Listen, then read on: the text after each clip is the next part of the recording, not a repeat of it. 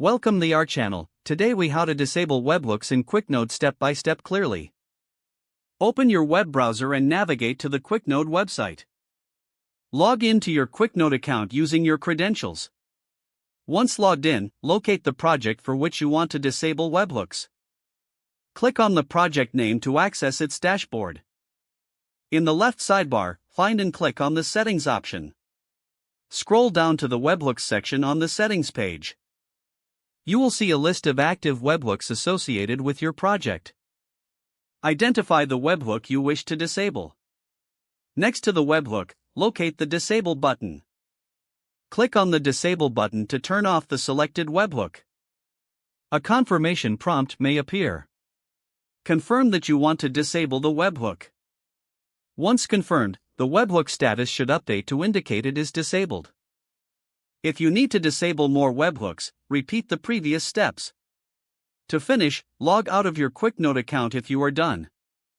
If the page does not load, refresh the browser or try again in a private or incognito window. Make sure you are using the correct email address, then retype it carefully to avoid small typos. If your password is not accepted, use the reset option and create a new strong password you can remember. Check your spam folder for verification or security emails, then complete any requested confirmation steps. Enable two-factor authentication if available to improve account security and reduce unauthorized access risk.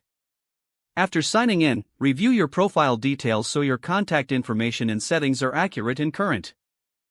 If you see an error message, note it down and try again after restarting your device and internet connection.